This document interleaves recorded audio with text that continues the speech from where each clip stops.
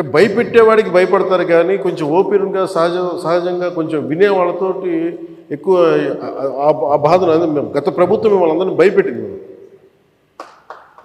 అదని అర్థం చేసుకోగలం.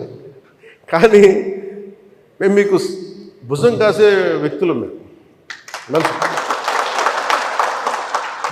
అందుకే ఒక వ్యవస్థని తిరిగి బలోపేతం చేయాలంటే చాలా చాలా కష్టసాధ్యమైంది. నాకు నిజంగా చెప్పాలంటే ఒకసారి నాకు ఇది నేను చాలా ఆనందంగా ఎంచుకున్న శాఖ. నేను ప్రభుత్వ ఉద్యోగ కొడుకుని, ఆ జీతాల మీద మేము పెరిగిన వాడిని. మా నాన్న జీతాలు రాకపోతే మమ్మల్ని స్కూల్ బయటికి పంపించి మళ్ళీ జీతాలు వచ్చిన తర్వాత మళ్ళీ స్కూల్లోకి అలౌ చేసినాయి అవి కూడా ఉన్నాయి నా సంఘటన. అలాంటి సంఘటనలు ఉన్నాయి. అందుకే నీ కష్టాన్ని అర్థం చేసుకోగలను. అంటే 1వ తారీఖు జీతం రాకపోతే ఏమవుద్దు నాకు అనుభవం ఉంది నాకు. అలాగే ఆఖరి వారంలో డబ్బులు అయిపోతే కూడా ఆ పరిస్థితి కూడా నాకు తెలుసు. మా పొరపాటున మేము ఏదో ఇవి జరిగిపోయినాయి కానీ మేము ఇలా ఈ సినిమా రంగంలో ఉండటం వల్ల బేసిక్గా చాలా సాధారణ స్థాయి నుంచి వచ్చాం కాబట్టి అన్నిటికంటే కూడా సాధారణ స్థాయి మాకు భగవంతుడి వచ్చిన మమ్మల్ని తీసుకొచ్చిన సాధారణ స్థాయి కష్టాలని మేము మర్చిపోం.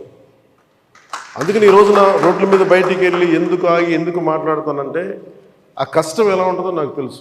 ఇందాక మీరు ఇచ్చిన రిప్రజెంటేషన్ కూడా ఆ కష్టం ఎలా ఉంటుందో నాకు తెలుసు. సో ఇలాంటి స్పందనకి వెంటనే ఉంటుంది. కదా నేను కోరుకునేది అంటే మిమ్మల్ని గత ప్రభుత్వం మిమ్మల్ని భయపెట్టింది. అంతకుముందు ఉన్న ప్రభుత్వంకి మీరు ఏదైనా ఒక నిరసన చెప్పడానికి చాలా బలంగా చెప్పగలిగేవారు. కానీ ఇప్పుడున్న కూటమి ప్రభుత్వం మీకు అండగా నిలబడుతుంది. ఫస్ట్ ముందస్తుగా మేము మీతో గొడవ పెట్టుకోవడానికి లేదు ఫస్ట్. ఎందుకంటే బ్యాడ్ బ్లడ్ ఉండకూడదని ఫస్ట్ ఫోన్ చేశాను మీకు. అరే వస్తే నువ్వు కలవలేదండి, నువ్వు కూర్చొని పెద్ద ఆఫీసులను కలుస్తాం మమ్మల్ని కలవవా అని ఒక చిన్న బాధ ఏదైనా ఉంటుంది. ఎందుకంటే నాకు తెలుసు మా నాన్న బాధ నాకు తెలుసు. అందుకని వెంటనే ఫోన్ చేశానండి. ఆ కష్టం నాకు తెలుసు. సమస్య ఏమైంది, సరైన నాయకత్వాన్ని ప్రజలు ఎన్నుకోలేనప్పుడు ఇష్టారాజ్యంగా ప్రవర్తించారు. దానికి పర్యావసానమే మనం అనుభవిస్తుంది ఈరోజు. నేను మీకు ఒక రెవల్యూషనరీ విప్లవాత్మకమైన మార్పులు తీసుకురావాలి ఆంధ్రప్రదేశ్ విధి విధానాల్లో కానీ ప్రభుత్వ విధానాల్లో కానీ, దానికి నేను నా వంతు కృషి నేను బలంగా చేసి పెడతాను. మీకు ఏదో ఒక రోజు వారానికి మీ సమస్యల మీద ప్రత్యేకించి దృష్టి సారిస్తాను.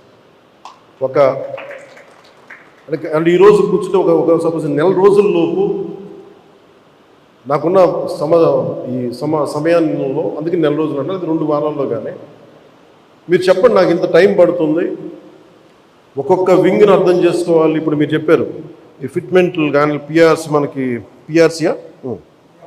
పిఆర్సీ కానీ అలాగే కమిషనర్స్ని ఇప్పుడు దాకా అపాయింట్ చేయలేదు.